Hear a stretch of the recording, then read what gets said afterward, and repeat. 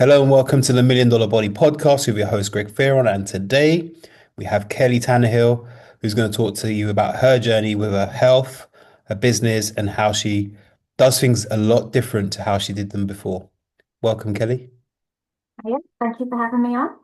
My pleasure, my pleasure. So, do you want to give a little intro into who you are and what you do?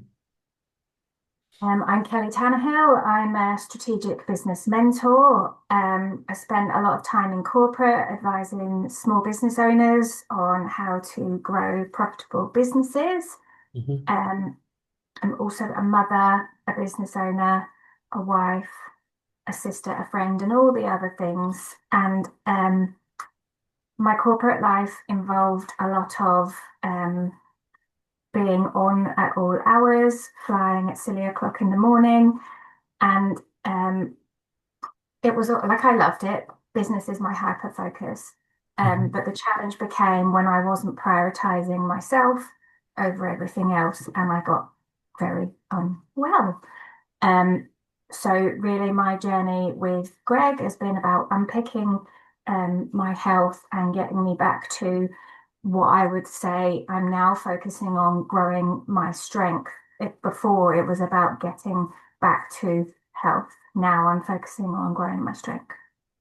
Awesome. Yeah, we've had a very interesting journey together, haven't we? It's been fun. Yeah, So, it's been about 2 years, hasn't it? yeah, at least about a year and a half, I think we've been. So I think we found each other in another program, and we obviously bonded well. And you were like, Greg, I need some help. Like, what was the reason for reaching out with the health stuff? I have a degree in injury and I have a lot of knowledge. And I'm very particular about who I work with because I'm aware that there are people out there that don't do things to the standards that I do them. And if I don't believe the person in front of me, I just won't do it. Hmm. So I had to get to know you before I positioned myself as Greg, I need you to help me. Hmm. And my challenges were never give me this program, help me with this. It was about rationalizing in my head whether what I was about to do was the best next step. Because my degree taught me that you can have an injury and still have a relative level of fitness. So Hmm. a big part of my health challenge was, well, my health was an inconvenience, and I would just try and find a workaround to carry on doing what I was doing. Um, and I am a woman of science, and I would know that you could do X, Y, and Z and still perform these results. Um, and then there was a big key that I was missing in my supposed knowledge, and that was finally figured out towards the end. Um, but yes, so it was about knowing that you had the tools to be able to support me, and that you weren't gonna, what's the word, bluff me into doing things that I didn't want to do because I'm not that person. I don't do things unless I want to do them, if you get what I mean. Yeah, I think the whole thing for us was to make it a collaborative approach rather than me just go, here's your plan, Kelly, off you go, just do this for no reason, with no rationale or reason or understanding of what you were going through, I think, as well, because I know you're very passionate about your work and I wanted to make sure that you could perform to the level you want to perform to as well. And certain practices weren't necessarily going to work well for that. Yes. Yeah. I mean, there were times, like to go into a brief history, when I started working with Greg, I've already had two autoimmune conditions, and I had acquired a third, which was restricting my ability to sometimes walk, use my hands, use my limbs. And it wasn't a permanent situation, it was an intermittent challenge. So life was becoming very unpredictable. And um, that was the bit that I couldn't get my head around how to manage unpredictability. Yeah, because you're quite a logical person. Like, Very, but not a bit, very. okay, I was downplaying it a little bit, right? Yeah, you're a very logical person, like step by step. So obviously, having that condition made things quite challenging, and it was trying to, I guess, understand how we deal with it, but also how we prevent it as well as best as possible. Yeah. And me not knowing what was coming was part of the challenge. In what way? I figured out how to manage everything else. I couldn't figure out why I couldn't manage this one. But now I know why I couldn't manage this one. But at the time, I was like, why is this not making sense? But we got there eventually. It's so funny because something you just said was is like the key, I think, to pretty much 99% of my clients. It's like they've got the career figured out, the business, everything else. They're like smart, clever, intelligent, but when it comes to health, they haven't quite nailed it. And that was just the perfect segue into that. Like, why haven't I got this one area?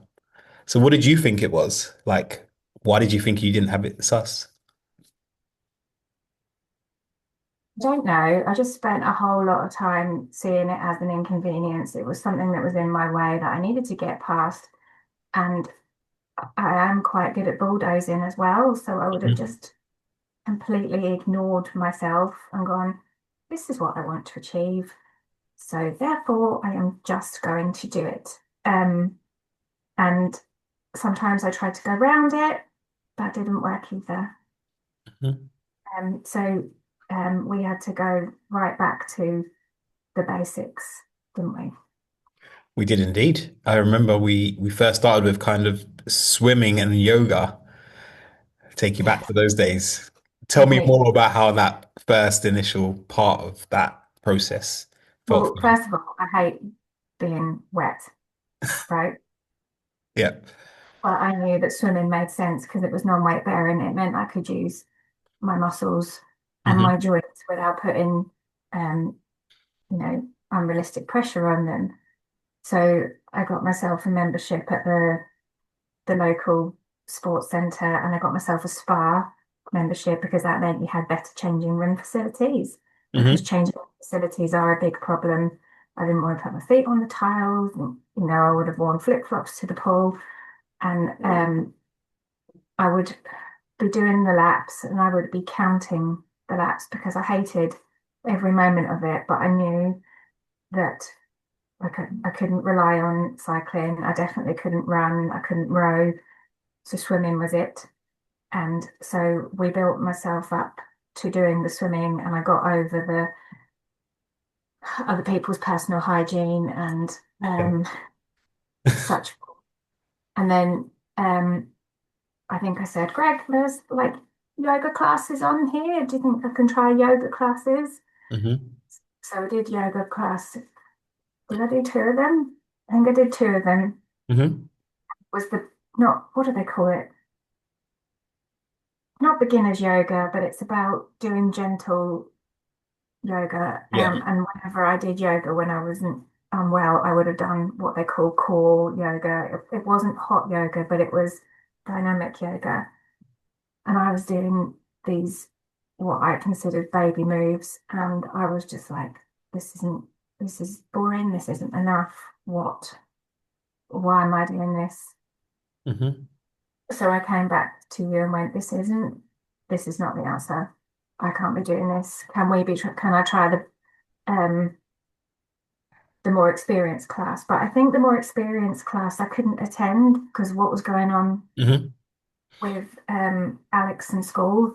Um, so we quickly dropped doing what I call baby yoga because I was being too competitive at Hmm. yoga, and we moved on to um, what do we call it? I don't want to say weight training, but resistance training Yeah. at home. Yeah. Yeah. Yeah.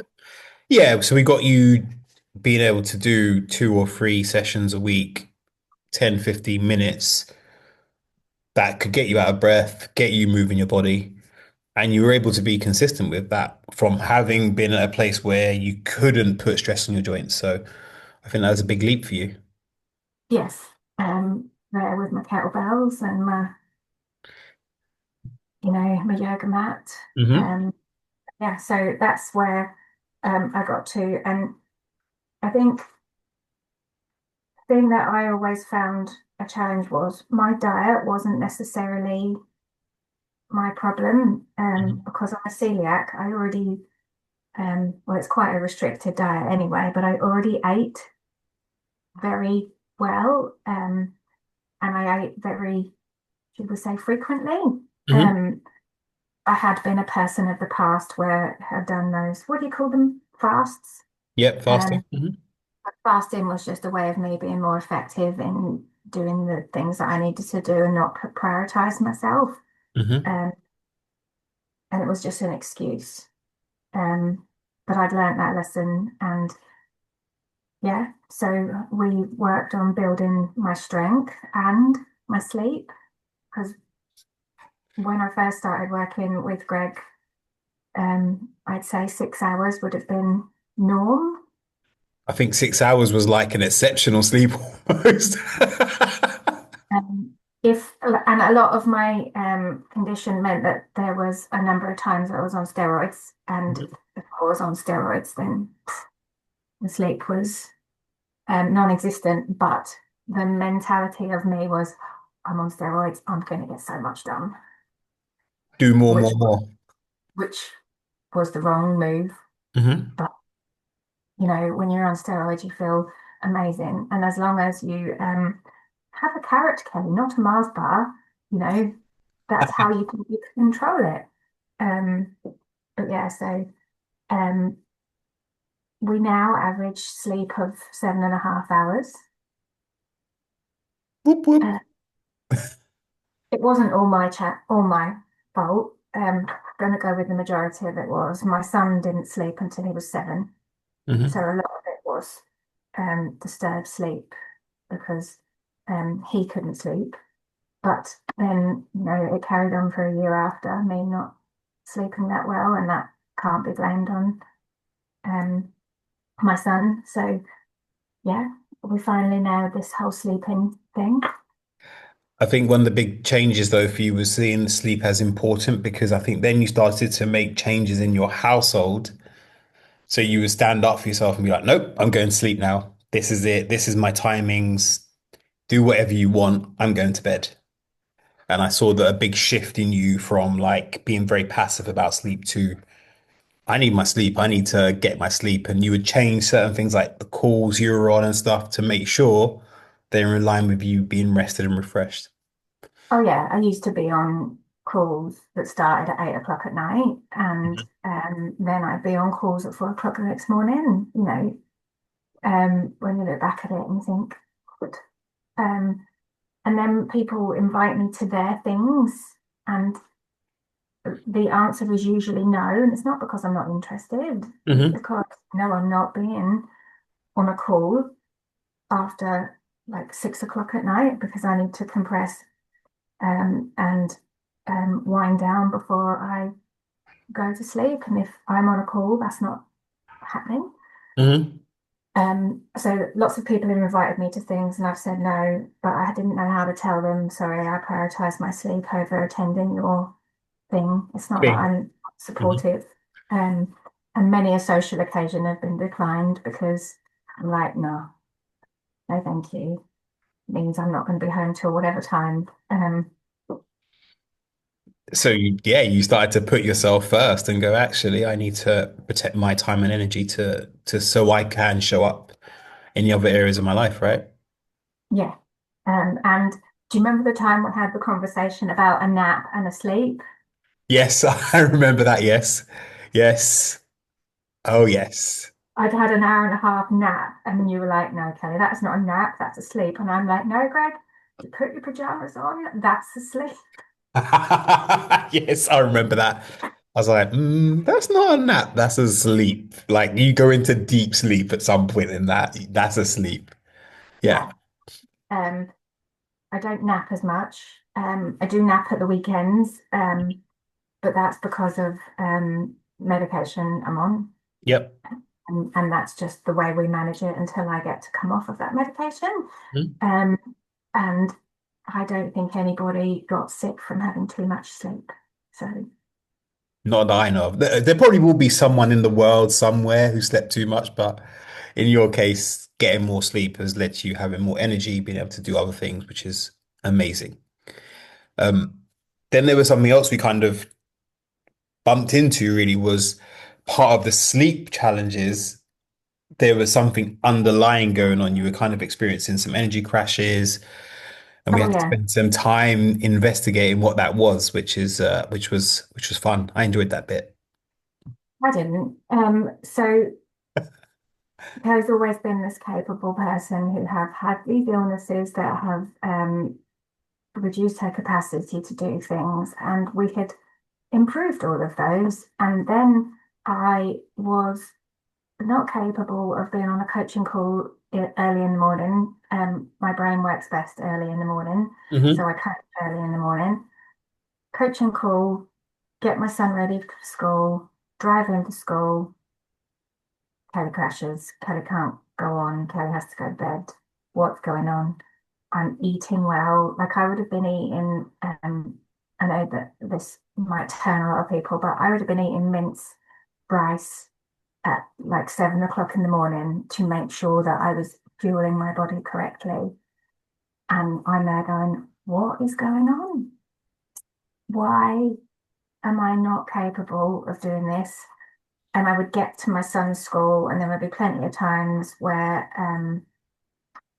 once we discovered what it was, we figured that legally I shouldn't have been driving. Hmm. Once we discovered what it was, and I was having blood glucose crashes. Hmm. Um,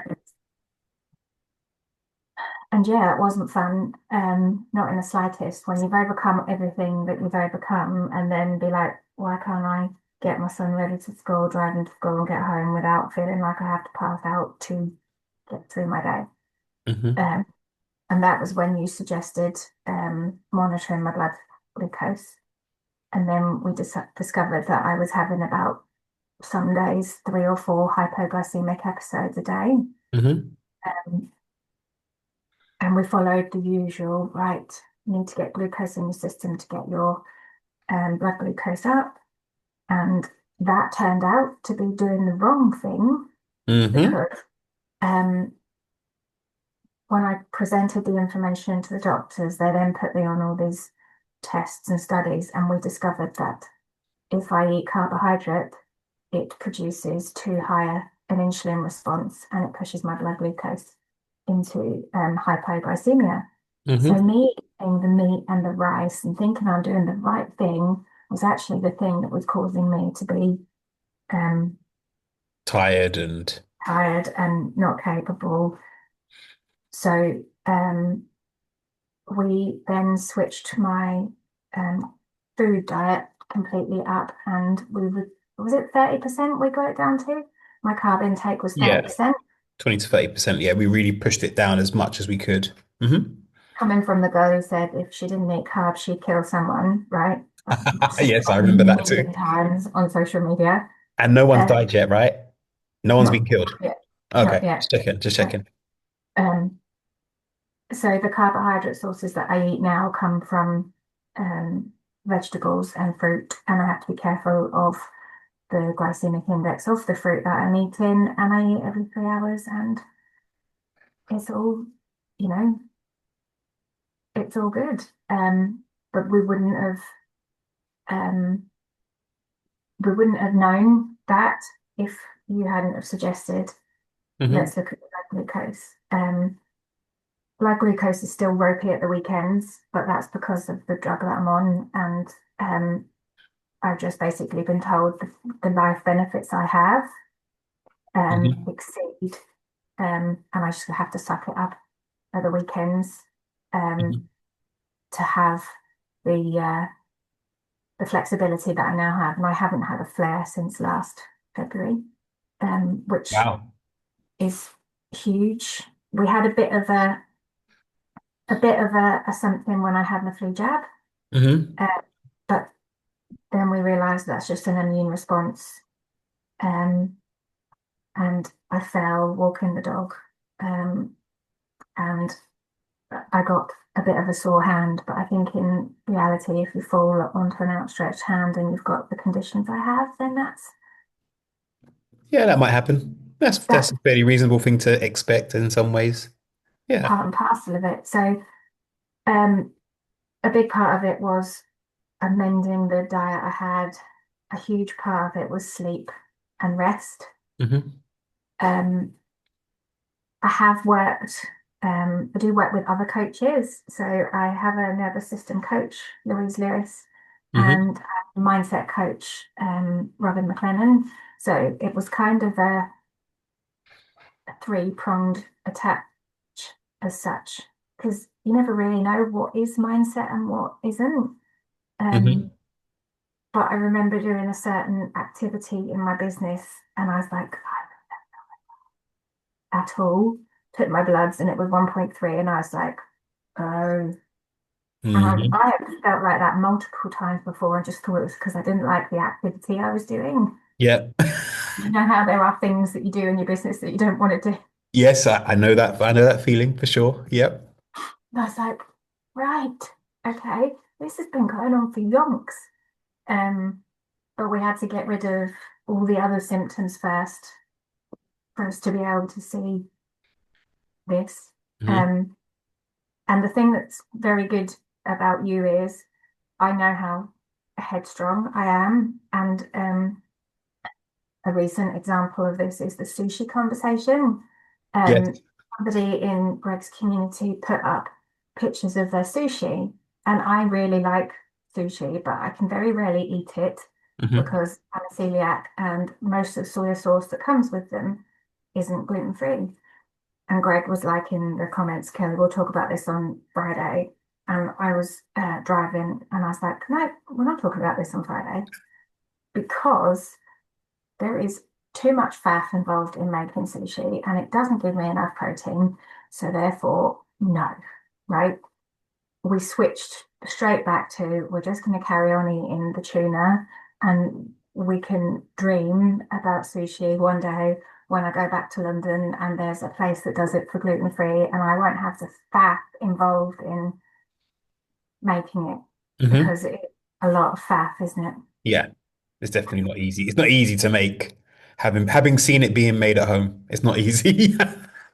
Yeah, I mean, but I love it. But yeah, Um, so Greg has to, what's the word? Barter with the rules that I have in my head, I guess is how we put this, isn't it?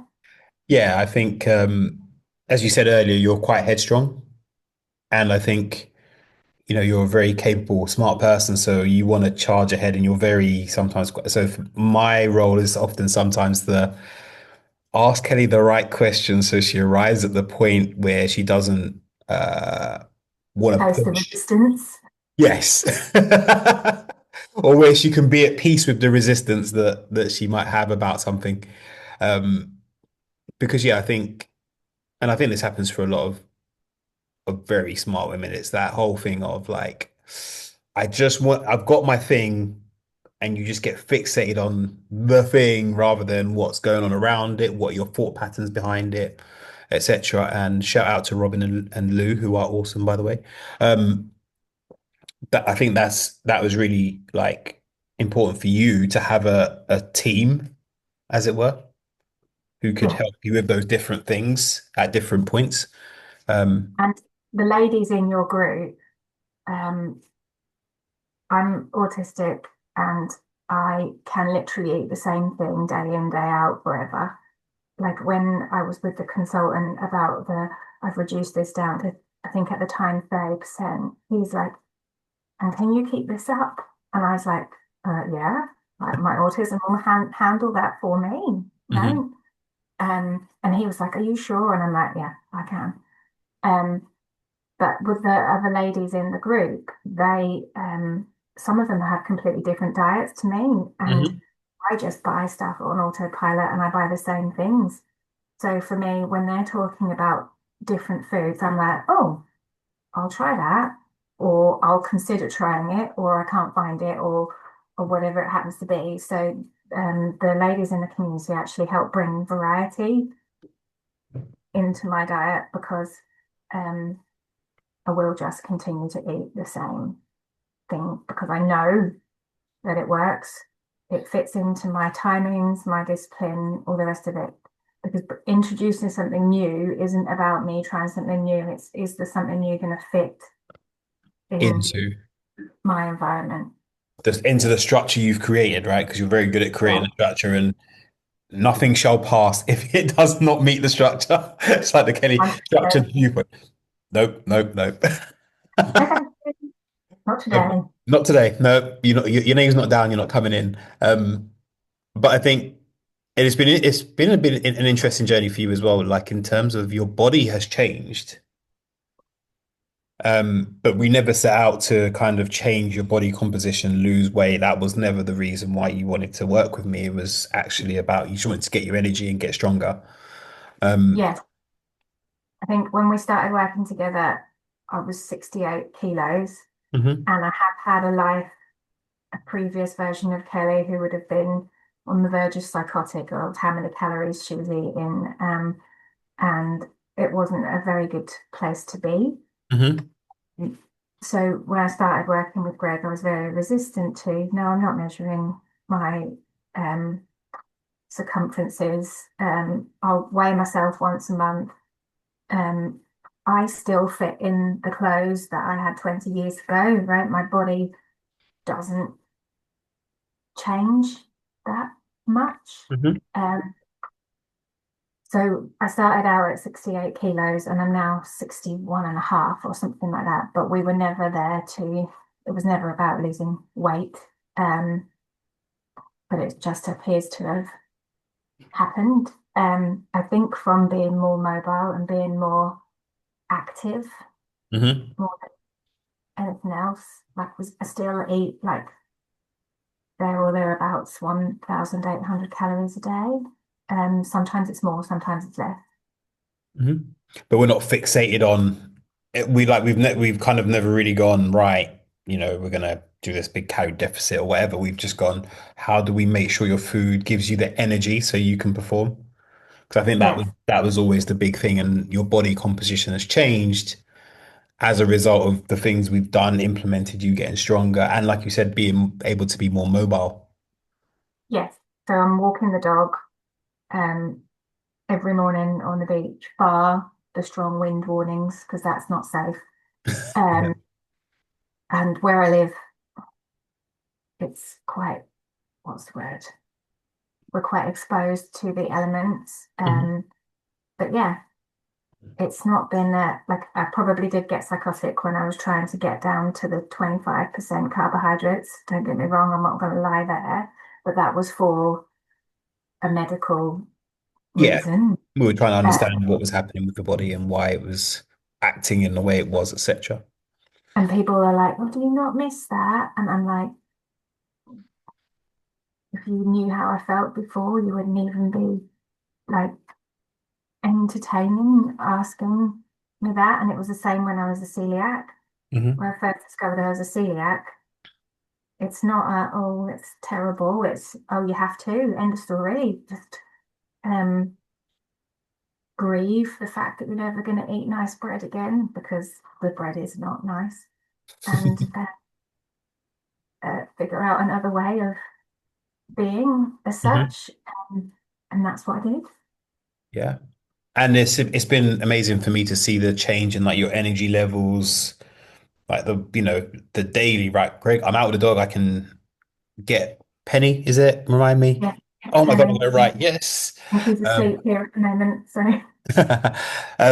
and obviously being able to do things at the weekend with your son and stuff and not feel like you're always going to crash, which I think is a huge difference from where you were before.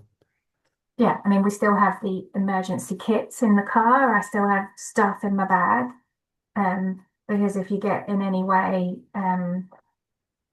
if your sleep is off or if you're carrying a cold, controlling your blood sugars is a lot harder to do. Yeah. So there's Hmm. like a stash of things in my car, my husband's car. We keep stuff at my mum's, you know, and that's just the way it is. My son's always like, why have you got sweets in your bedside cabinet drawer? He thinks you're trying to hide them from him.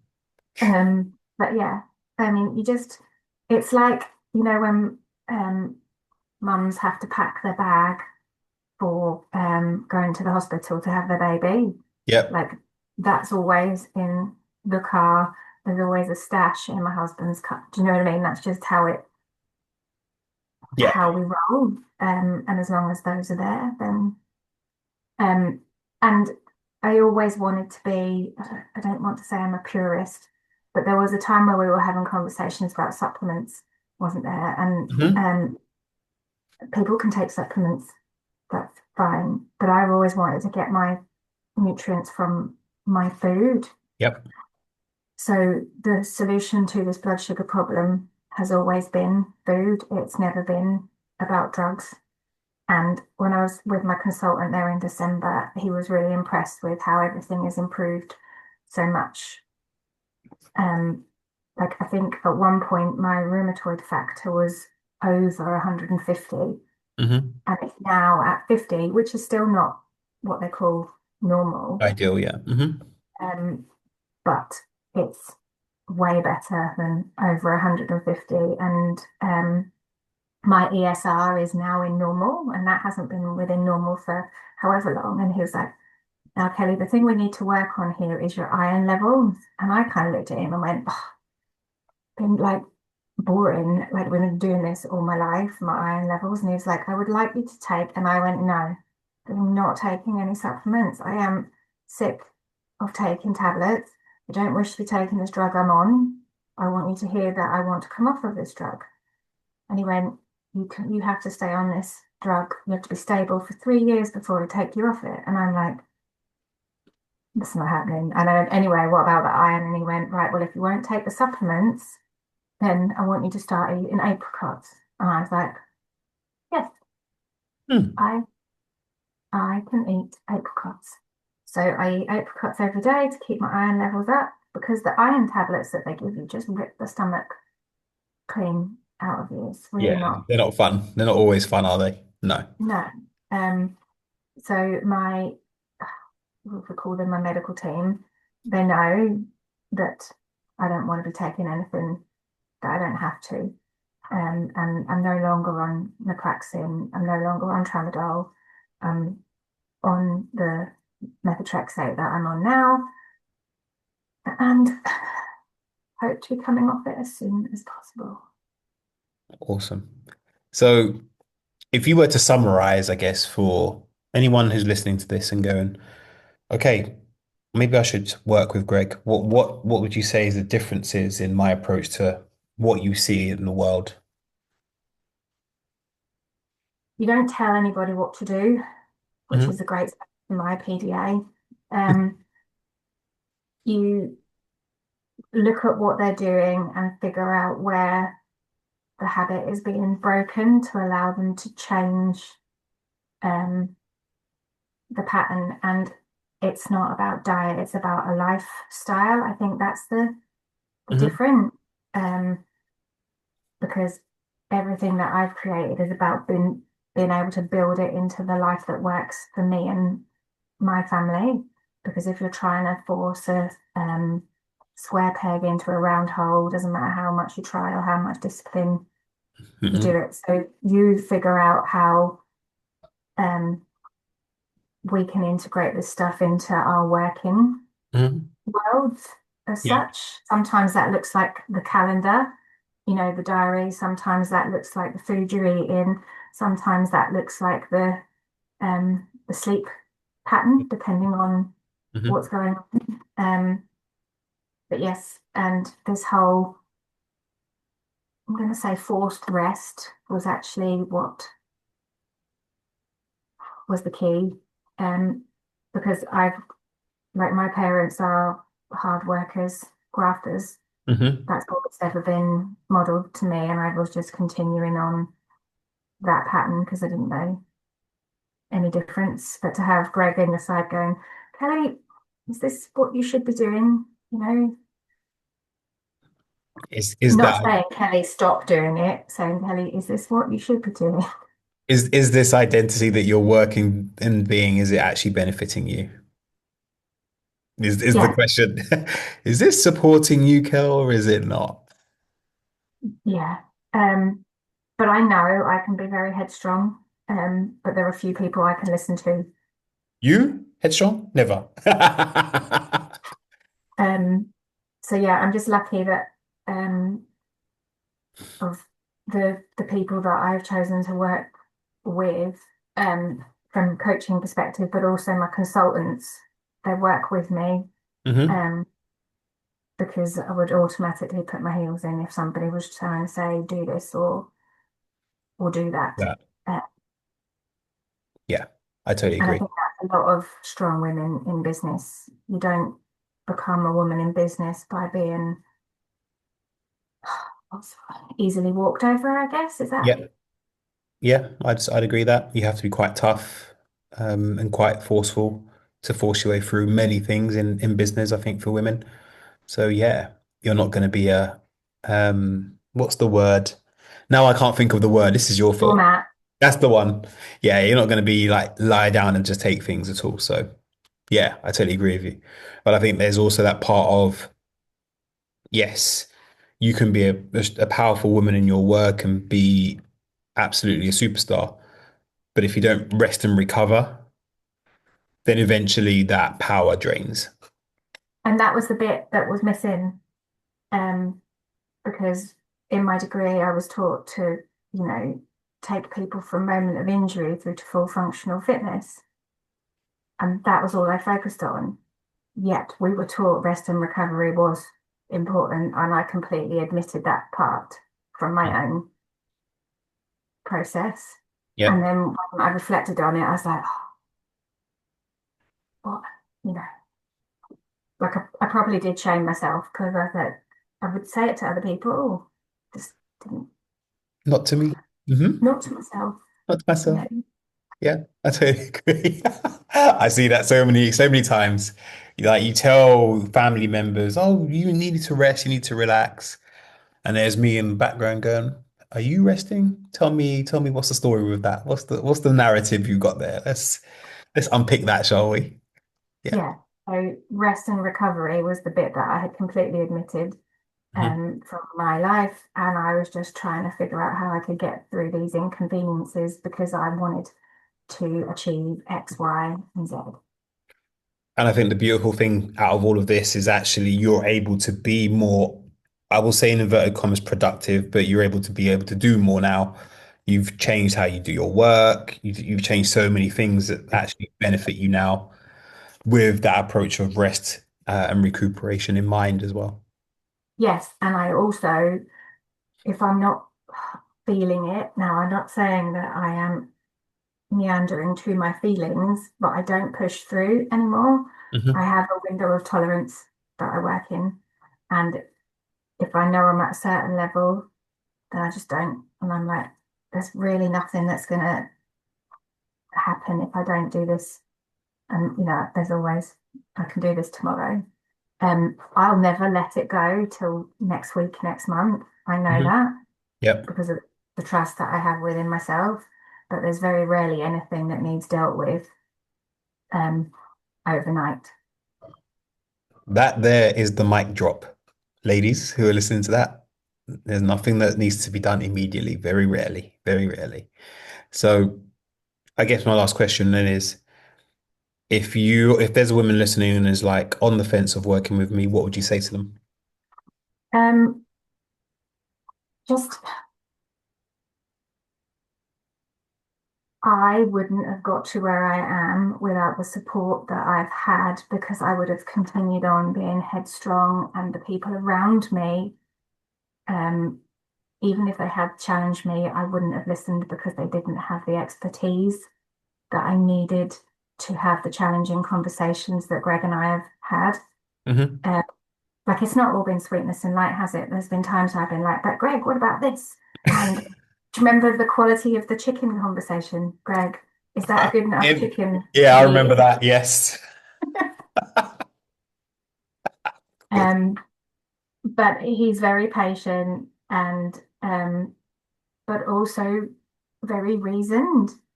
Um, and when you come into his community, there are other ladies within his community that I have learned from as well. Um, so it's if you're thinking about it, take the take the step and message him and see what comes. He knows he's not for everybody, and he doesn't want to be for everybody. So take the step, ask the question, and hopefully I'll see you in his community. Thank you. Love to hear it. I would also just say it's been fun, challenging working with you too. But I'd also like to just highlight to listeners that Kelly knows her stuff around business and the numbers and the thought processes that you go through as a business owner. So I would heavily suggest I'm going to ask Kelly to provide all the links for the show notes. I would heavily suggest if you're in business and you're wanting to grow and you're confused about why you're not growing, Kelly will probably be able to tell you in a heartbeat by listening to what you say, the data you present, where things are not where they should be for you, and she can assure give you that expert eye and a plan of attack of how to fix it without all of the fluff. Uh, Yeah, and without overexerting yourself also. yes, and without like burning out. There's been many occasions where Kelly's gone, Greg, should you be doing that? Because of her expert eye and being able to do that. So ladies, and if there's any gents, um, Kelly's details would be in the show notes, so you can follow her and get her expert eye on your business and how you can make life easier for you. Oh, Any last words from you today, Kel? no, thank you very much. Rest is best. And rest is the most under. Do you know what? Actually, I got to share this very quickly. I was told by a kind of marketing business coach to not mention rest in my marketing, and I was like, but that's the one thing that most of these high performing women need the most because of the narrative of I must work, work, work, which only then leads to burnout. So They yeah, need to be told it's okay. yeah, they need to feel like the space is okay to not always do every day. It's not a boot camp. It's not we're not in the army. We don't need to do that all the time. Your body needs rest and recovery. Your brain, like you guys are brain athletes. That's what I call you guys, brain athletes. And athletes rest. They do, indeed. Exactly. Kelly, thank you for being on the show. And Thanks if you very listen much. to this, no, it's a pleasure. It's been a pleasure working with you as well. And if you're listening to this, leave a 5-star review, share this podcast with any other business owner who is feeling challenged with how they perform and how they show up for themselves. And we can definitely help you. All right. Speak to you soon. See you on the other side. Bye. Bye.